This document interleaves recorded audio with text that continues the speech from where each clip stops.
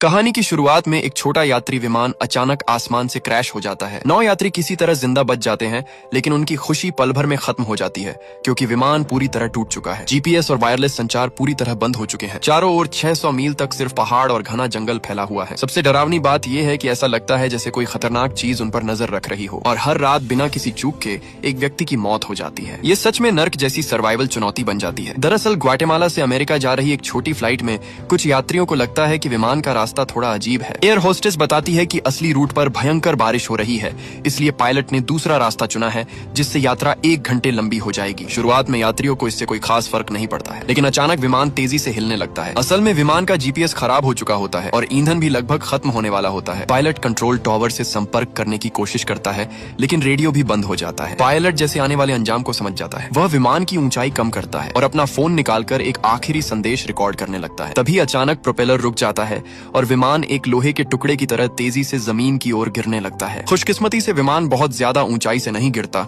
इसलिए क्रैश के बाद केबिन काफी हद तक सुरक्षित रहता है। सीट बेल्ट न लगाने वाली एयर होस्टेस को छोड़कर ज्यादातर यात्रियों को सिर्फ हल्की चोटें आती है। एक चश्मा पहने आदमी तुरंत समझ जाता है कि एयर होस्टेस की रीढ़ की हड्डी टूट चुकी है और उसे बचाना लगभग नामुमकिन है। एक काला आदमी पायलट को देखने का सुझाव देता है। वे लोग जबरदस्ती केबिन का दरवाजा खोलते हैं और देखते हैं कि पायलट के सीने में एक लकड़ी का टुकड़ा घुसा हुआ है, लेकिन वह अभी भी सांस ले रहा है। चश्मे वाला आदमी लकड़ी निकालकर उसे बचाने की कोशिश करता है, तभी केबिन में जलने की गंध फैल जाती है। असल में इंजन में आग लग चुकी होती है। कार्लोस सबसे पहले केबिन से बाहर कूदता है, लेकिन वह आग बुझाने नहीं जाता बल्कि अपना सामान निकालने में लग जाता है। अच्छी बात यह है कि आग ज्यादा बड़ी नहीं होती और सभी यात्री मिलकर उसे जल्दी ही बुझा देते हैं। लेकिन अब सभी के मन में एक अजीब डर और सवाल पैदा हो चुका है। कुछ देर बाद बेहोश पायलट को केबिन से बाहर निकाल लिया जाता है। उसके फेफड़े आर पार छिद चुके हैं और उसकी जान कभी भी जा सकती है। लेकिन अफसोस यहाँ कोई सिग्नल नहीं है, इसलिए बाहर की दुनिया से मदद मांगना नामुमकिन है। वहाँ मौजूद एक मध्यम उम्र के पति पत्नी काफी आशावादी है। उनका मानना है कि जल्द ही रेस्क्यू टीम उन्हें ढूंढ लेगी। बातचीत के दौरान उनकी नजरें बार बार एक आदमी के सूटकेस पर जाती है। इसका मतलब साफ है कि वे अभी भी हल्की फुल्की बातों में लगे हैं